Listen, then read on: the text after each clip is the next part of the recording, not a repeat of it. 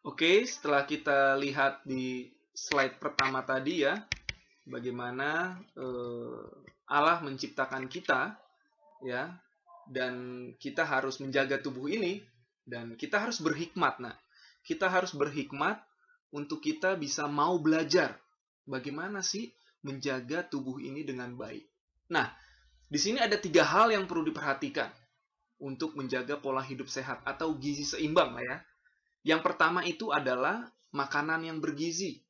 Makanan apa aja sih yang harus kita konsumsi biar kita ini sehat gitu, baik adanya.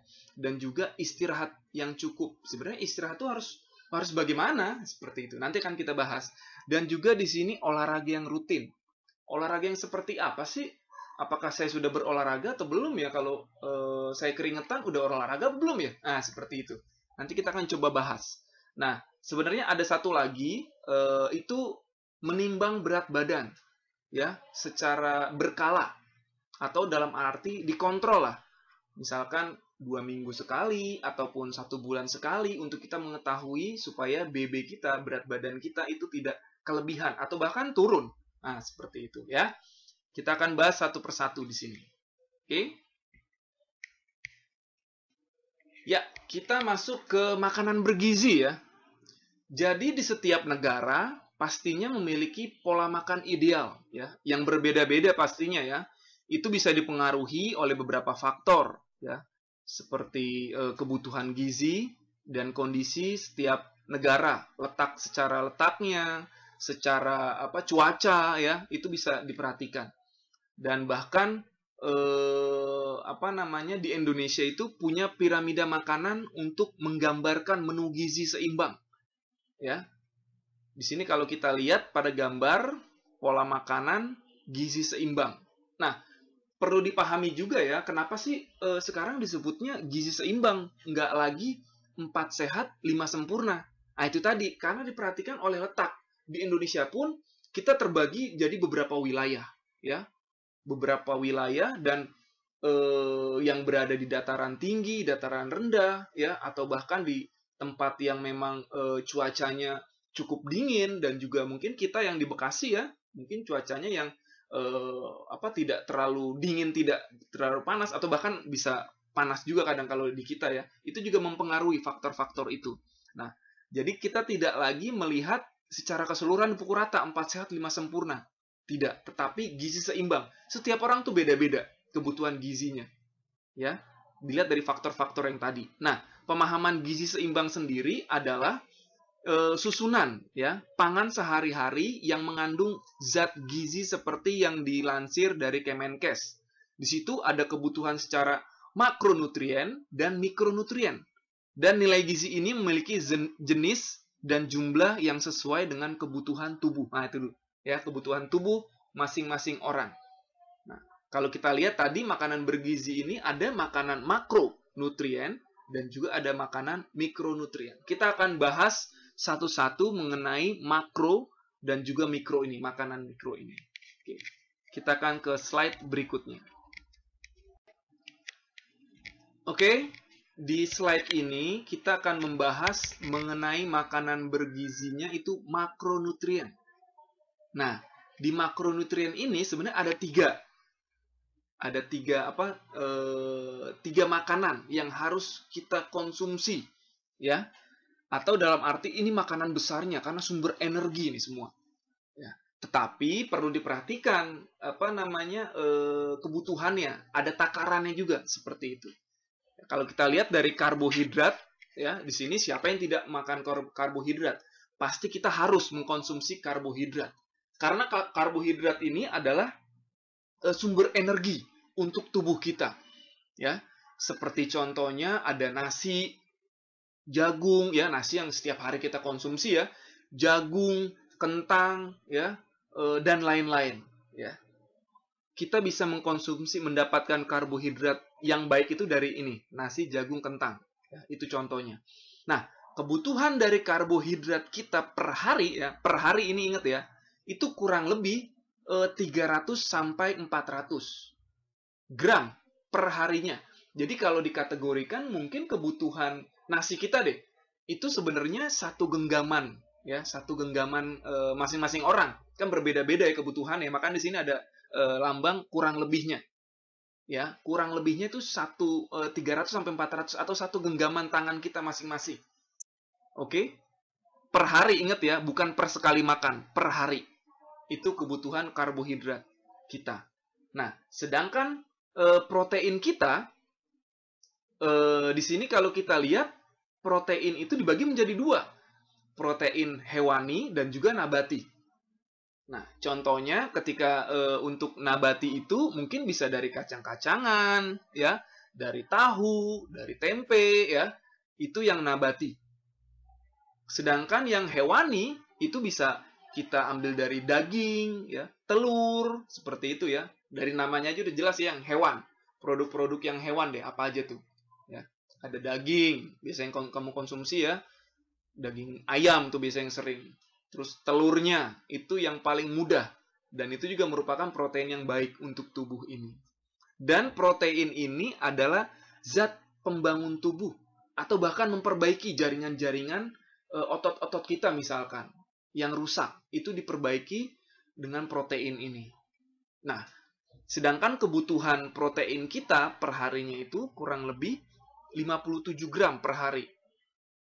Oke? 57 gram per hari. Itu normalnya. Tapi kalau protein, kita makan lebih, itu boleh. Ya, berbeda dengan karbohidrat. Kalau kita makan lebih, itu berbahaya. Berbahaya, sebenarnya sih, berbahayanya adalah karena kan sumber energi ya. Kamu bayangin ketika tubuh kamu ini dimasukkan terlalu banyak energi. Atau ibaratnya, tubuh kita ini kendaraan. Kita kasih banyak bensin. Ya, biasa sehari-hari itu keperluannya 10 liter, kita masukkan 15 liter, bahkan 20 liter. Yang terjadi apa? Itu menjadi cadangan. Itulah namanya lemak. Jadi cadangan. Sayang kalau nggak dipakai. Ya, makanya sesuai dengan kebutuhan aja. Oke, kita balik lagi ke protein ini. Tapi kalau protein itu tidak masalah. Ya, tidak masalah yang sebenarnya tidak terlalu bermasalah. Tapi perlu diperhatikan juga jenis protein yang dikonsumsi. Oke ya, tapi alangkah baiknya sesuai dengan aturan. Ya, kurang lebihnya 57 ini gram per hari. Seperti itu. Itu untuk protein. Nah, sedangkan untuk lemak, di sini pun lemak itu baik juga sebenarnya ya. Walaupun ada lemak baik, ada lemak jahat ya di sini. Tapi kita bahas coba yang baiknya di sini adalah seperti dari minyak zaitun, dari alpukat, ikan salmon, ikan tuna ya, dan lain-lain. Dan ini juga merupakan cadangan makanan yang baik. Nah, ini untuk melindungi tubuh kita juga dari suhu dingin, ya, melindungi organ-organ juga tubuh kita di dalam, ya, atau bahkan ini bisa melarutkan.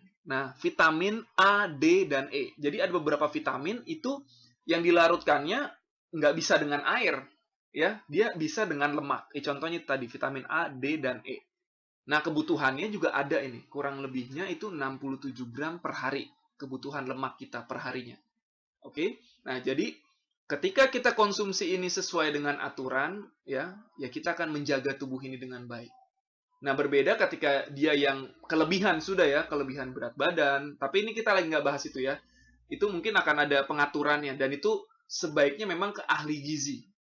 Ya, kalau saya pun di sini menjelaskan baru ibaratnya kulitnya saja lah. Ya, biar kita tahu, biar kalian tahu oh sebenarnya seperti ini ya. Ya, diingatkan kembali. Mungkin kamu dari SMP bahkan SD ya sudah membahas ini, tapi saya coba mengingatkan kembali. Kita coba memahami lagi. Jadi pemahaman ilmu itu bukan hanya sekedar diingat, tapi tetap dilaksanakan, diterapkan. Karena ini juga salah satu bagian dari untuk kita menjaga tubuh ini. Ya, inilah makanan makronutrien yang harus kita penuhi. Ya, karbohidrat, protein, lemak. Oke, ini makanan makronya. Oke, kita lanjut ke slide berikutnya. Ya, kita masuk ke makanan bergizi masih, tapi ini yang mikronutrien. Nah, di sini ada vitamin, mineral, ya. Vitamin dan mineral, di sini juga air putih ya, biasanya kita sering sebut air putih atau air mineral, dan juga serat. Nah, kalau kita bahas satu-satu di sini, vitamin yang pastinya berfungsi untuk menjaga daya tahan dan kesehatan tubuh, ya, seperti vitamin A, D, E, dan K, Yang ini yang tadi ya saya sampaikan di awal itu larutnya di dalam lemak ya. Berbeda dengan vitamin B dan vitamin C yang itu larutnya di dalam air. Oke ya. Nah, sebenarnya lagi di sini ada juga yang mineral itu ada kalsium, asam folat, fosfor ya, dan juga magnesium dan juga zinc ya. Kalau kamu lihat ini biasanya ada di mana? Ketika kamu mengkonsumsi susu ya, seperti itu. Atau sebenarnya sih secara alamiah, contohnya misalkan ketika kamu mengkonsumsi 2 buah jeruk, itu sama dengan kebutuhan vitamin C kamu itu terpenuhi ya.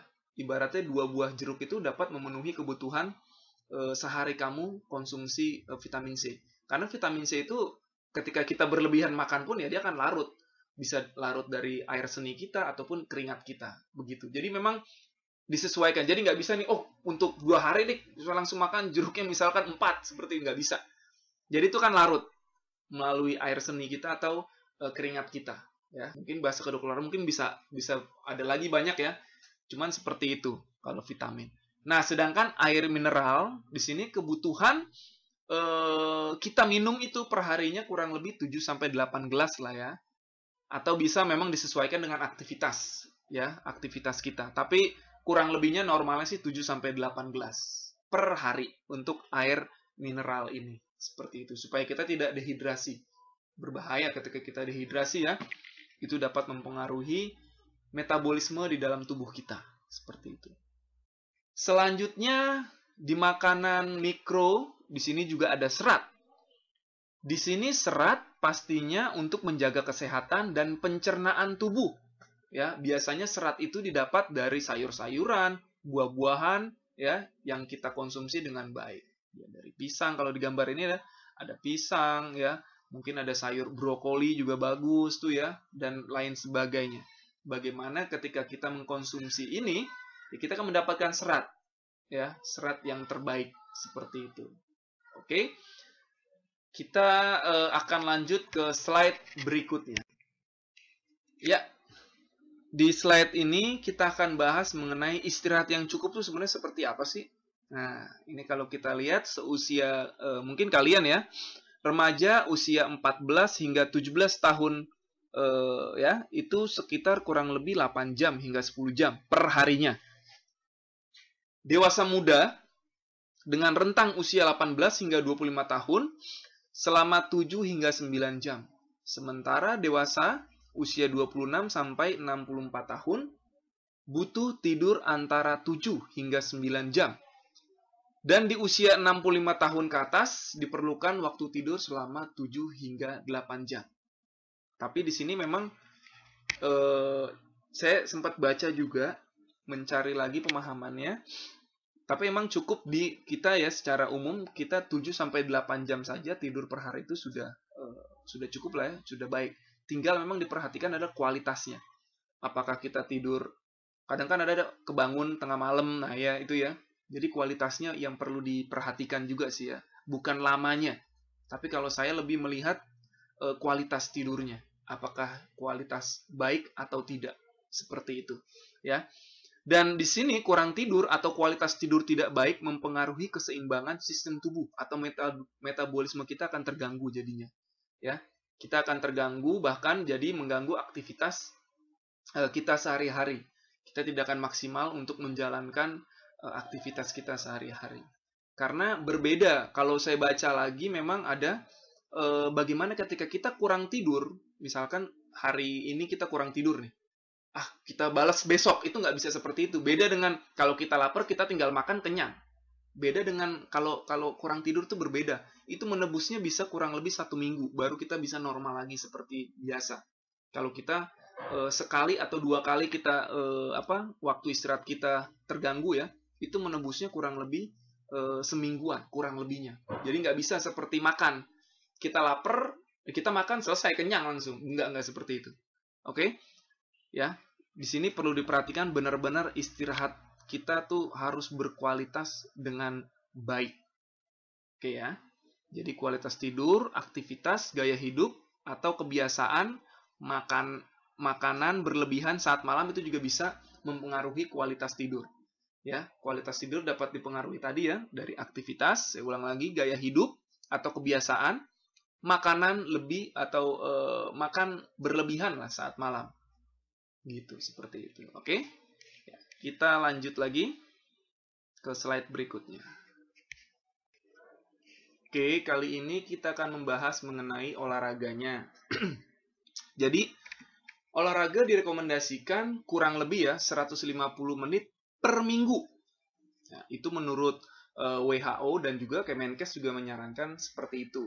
Tetapi memang 150 menit ini kurang lebihnya alangkah baiknya jika dibagi menjadi 3 sampai 5 hari. Ya, jangan sekali langsung bikin 2-3 jam, jangan.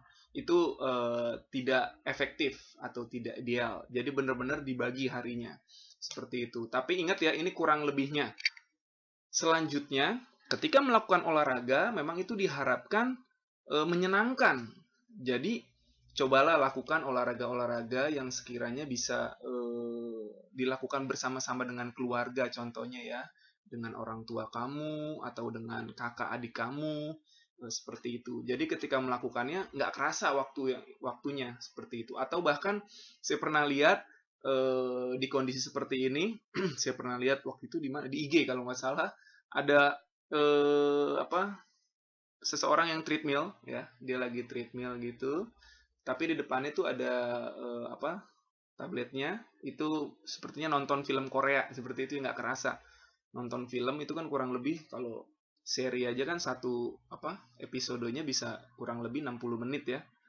Ya kalau dia bisa ya memang mungkin speednya tidak terlalu cepat, tapi ya lumayan lah kalau emang dia bisa berjalan, misalkan ya jalan cepat atau jalan santai di treadmill sambil menonton, itu juga bisa menyenangkan. Dan terpenting adalah ketika kita melakukan olahraga ini untuk sehat. Jadi sehatnya itu dalam arti memang ini untuk syarat ya, bukan tujuannya.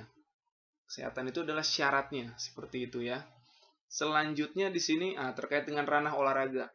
Terkadang kita banyak sering mendengar wah, mau olahraga nih, mau cari keringet nih.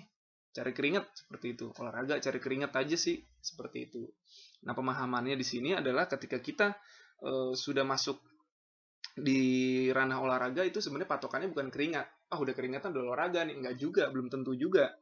Ya, belum tentu juga. Ya, jadi patokannya itu dilihat dari heart rate-nya sih, lebih tepatnya seperti itu. Kadang juga ketika contoh deh, ketika kamu dulu ya masih, misalkan kamu pacara, kamu di situ berdiri kan, kadang keringetan, baju sampai basah. Tapi apakah di situ heart rate-nya juga atau jantung kamu atau otot kamu dilatih? Kan tidak ya. Itu hanya air saja yang keluar. Air itu keluar karena menyesuaikan suhu tubuh aja, seperti itu. Jadi itu belum masuk di ranah olahraga. Jadi patokannya bukan keringat, melainkan heart rate, ya. Nah, bagaimana sih cara menghitung heart rate?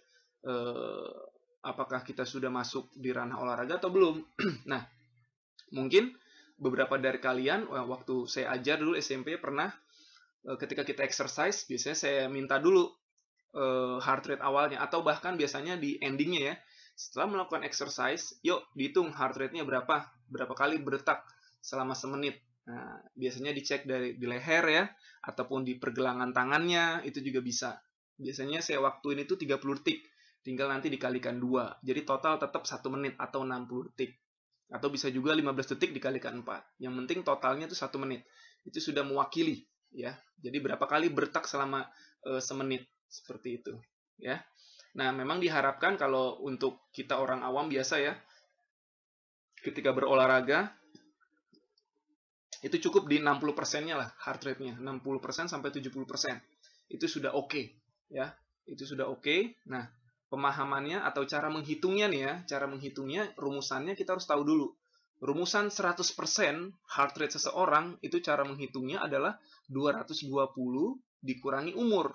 Nah, seperti itu. Contoh misalkan ada anak yang berumur 20 tahun, dia ingin berolahraga, ya dia pengen buat heart rate-nya di 70% aja deh. Nah, kita hitung deh tuh. Berarti heart rate-nya berapa kali berdetak ya selama semenit itu ya. Berarti dia harus berapa kali berdetak heart rate-nya. Itu berarti 220 dikurangi 20, karena umur si anak tadi 20, berarti 200. 200 itu 100%-nya anak itu. Ya, kita sebut saja si A. Si A ini ketika dia 100%-nya itu berdetak selama semenit itu 200 kali. Sedangkan kalau 70% berarti tinggal dikalikan 70% ya, 200 dikalikan 0,7 deh. Dapatlah di 140 kali berdetak per menit heart rate-nya. Ya, seperti itu. Jadi nanti kita akan coba, ini sih perhitungannya gampang, paling nanti kita tetap melatih lah ya, melatih untuk menghitungnya seperti itu. Dan selanjutnya di sini, nah, untuk pilihan olahraga jenis itu banyak sebenarnya. Cuman ya olahraga jenis-jenis olahraga ya contohnya misalkan olahraga apa namanya? Kardio, olahraga beban, olahraga fleksibilitas. Nah, di situ.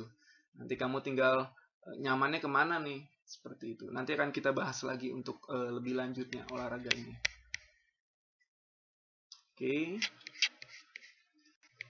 Oke, ini kita mau menjabarkan ya beberapa yang tadi, poin yang tadi, slide yang sebelumnya itu ada hal jenis olahraga yang biasa dilakukan pada umumnya ya.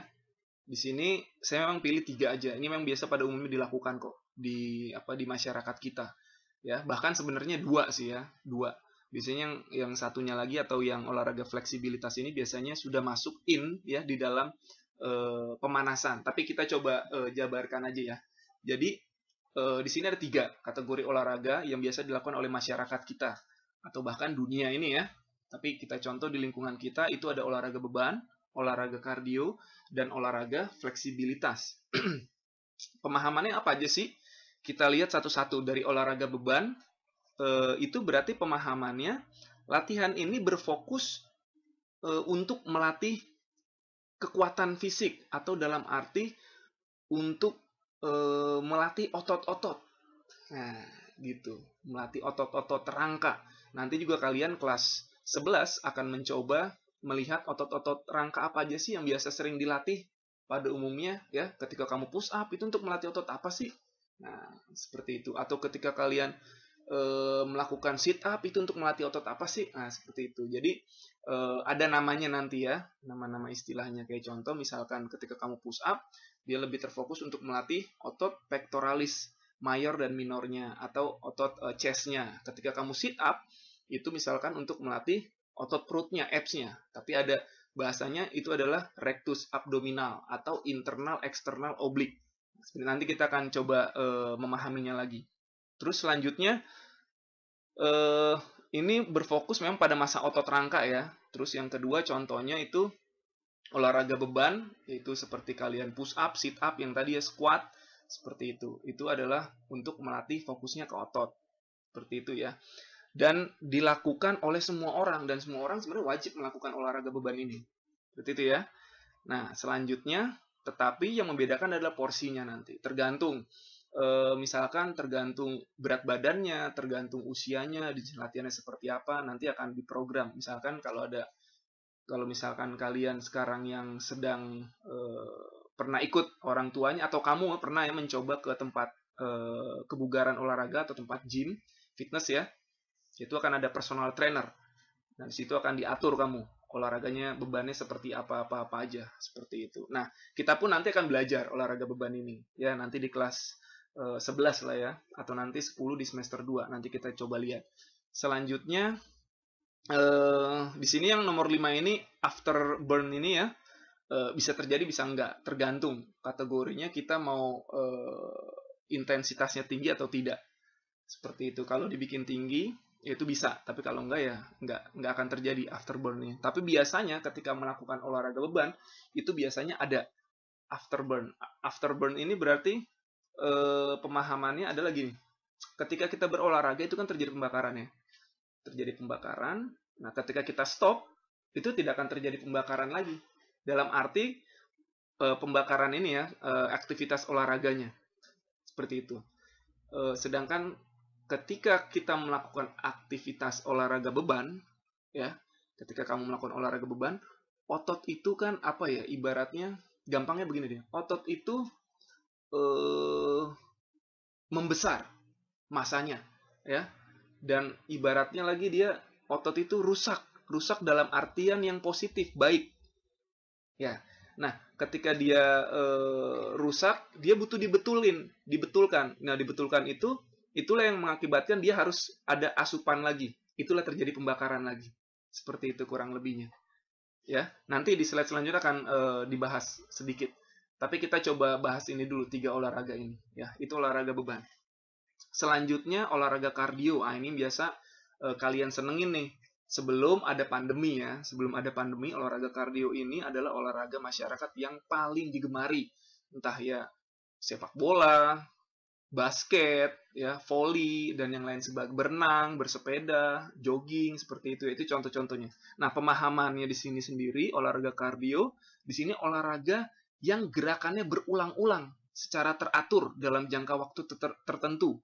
Dan ini fokusnya untuk melatih jantung kalian atau peredaran darah. Namanya juga kardiovaskuler, ya. Jadi itu untuk melatih jantung kalian dan peredaran darahnya. Seperti itu. Contohnya seperti tadi yang sudah saya sebutkan, dan ini dilakukan oleh semua orang juga, ya. Semua orang juga wajib melakukan aktivitas olahraga kardio ini. Selanjutnya sama juga porsinya tiap orang juga berbeda, ya, tergantung tadi ya umur, tergantung targetnya apa nih, ya, goal seseorang itu apa. Tapi dia tetap harus ada olahraga kardionya, seperti itu ya. Dan bisa juga ada terjadi afterburn ini, ya, bisa terjadi, bisa tidak juga, seperti itu. Oke, selanjutnya adalah olahraga fleksibilitas. Nah, di sini pemahamannya fleksibilitas berarti kemampuan tubuh, ya, untuk melakukan gerakan melalui ruang gerak sendi secara maksimal, ya. Contohnya ketika kalian melakukan peregangan, pemanasan misalkan, baik yang statis ataupun yang dinamis, ya. Itu ketika kalian melakukan gerakan pemanasan itulah sudah terjadi sebenarnya pemahaman kamu fleksibilitas itu. Nah, lebih dalam lagi kategorinya contohnya adalah olahraga yoga. Ya, yoga itu mereka lebih melatih fleksibilitasnya. Itu juga baik, ya, menghindari kita dari apa ya? Hal-hal cedera. Jadi menghindari itu. Kita untuk cedera. Jadi sangat baik sekali sebenarnya olahraga ini. Cuma memang kurang digemari oleh masyarakat kita karena memang terlalu monoton. Maksudnya beberapa ini biasanya digemari oleh beberapa orang saja ya. Jadi kayak yoga gitu ya. Saya pun secara pribadi ya baru sekali 2 kali lah mencoba seperti itu ya, ikut ke tempat yoga. Tapi kalau untuk mendalaminya tidak. Atau bisa juga dalam materi kalian biasanya senam lantai. Nah, senam lantai itu juga lebih terfokus lagi. Atau tingkat levelnya bukan hanya sekedar pemanasan statis dan dinamis, tapi levelnya sudah mulai naik. Contohnya ketika kalian melakukan kayang, melakukan roll depan, ya, atau melakukan pesawat terbang dulu SD ya, seperti itu. Atau nanti kamu SMA kelas 10 ini headstand. Nah, itu juga ya, seperti itu. Dan ini dilakukan oleh semua orang, tetap harus ada. Dan porsinya juga berbeda seperti itu. Ya, jadi ini 3 kategori olahraga yang biasanya digemari di masyarakat kita.